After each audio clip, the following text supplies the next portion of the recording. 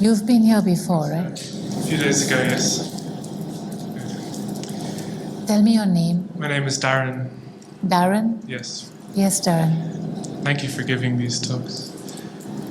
Could you please talk to us a bit about the term sacred sexuality and how we as people and a culture can reconnect with this in a society maybe where it has become superficial or toxic or dangerous?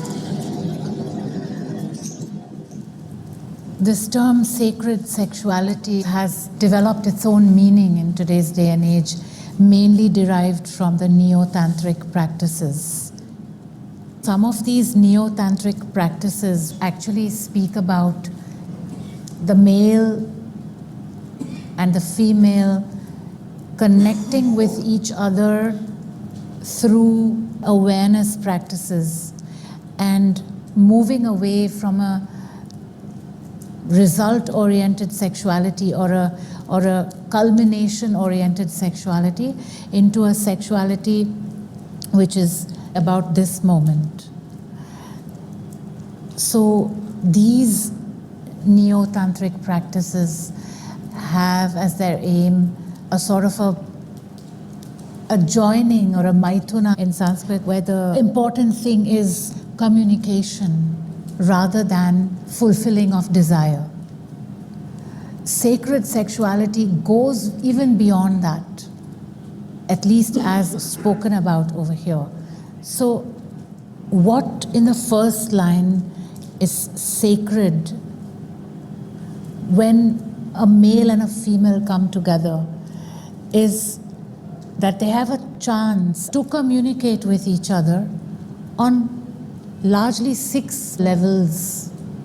So they have the chance to communicate with each other in the actual physical, because they touch each other. They have the chance to communicate with each other in the emotional, where there is an emotional communication happening in every moment of that sexual communion, let's say. Then there is also the conceptual part of their beings that have to connect in those moments, where even in the thought processes it is about communicating with the other. Then in that sexual communion there is the creative aspect, which is how to communicate creatively in such a way that the other actually is involved in that communication, is responding creatively as well. Then there is the unity consciousness. When each tunes into the other, in that unity consciousness, there is an experience of total oneness.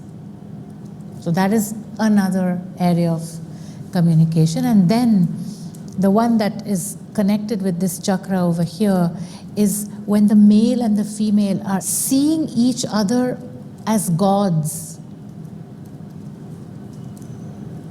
Gods that are able to experience the present, the past, and the future in that given moment.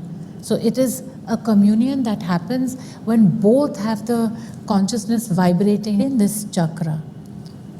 Having said that, what also leads to this sacred sexuality is if each of these male and female are really deeply and clearly in tune with themselves.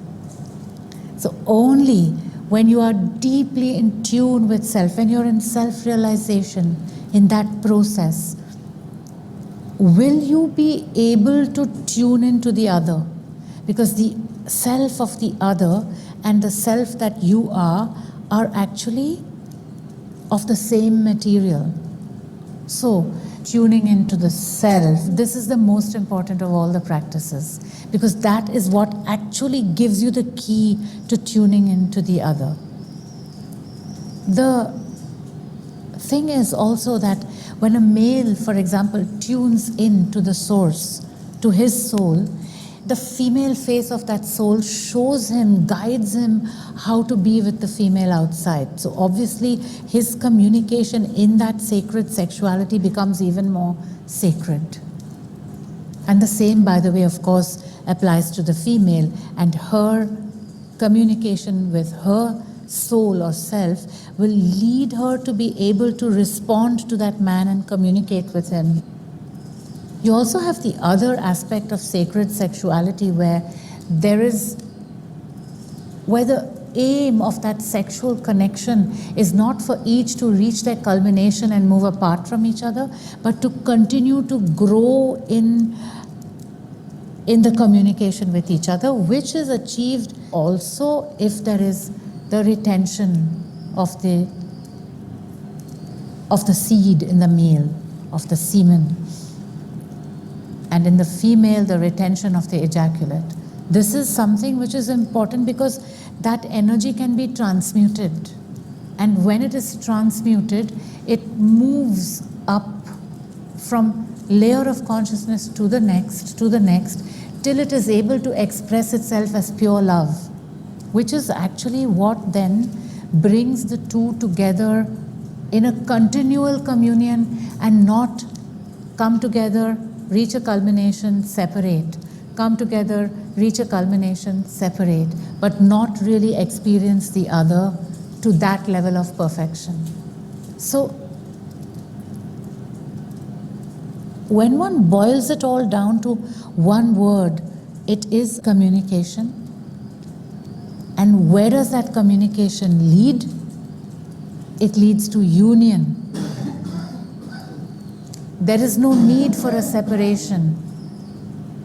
In sacred sexuality, there is no need for a separation in order to come back together, because the union is what is so powerful, the experience of the union.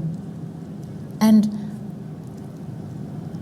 one can train oneself to tune into the source through these practices. One can train oneself to retain and transmute through these practices. And that's why the fundamental statement or the fundamental phrase is surrender to love. Because when you surrender to love, you can surrender to love the other also. So that, in a nutshell, is what sacred sexuality would be about. And it's all really practicable. It's something you can actually practice, which leads to a continual union rather than the conventional coming together separation, which does not lead in the long run to any deepening of knowledge of self and knowledge of the other.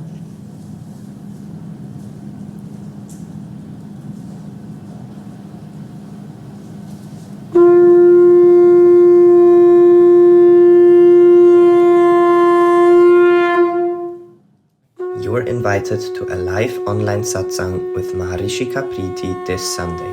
To know more, click the link in the description below.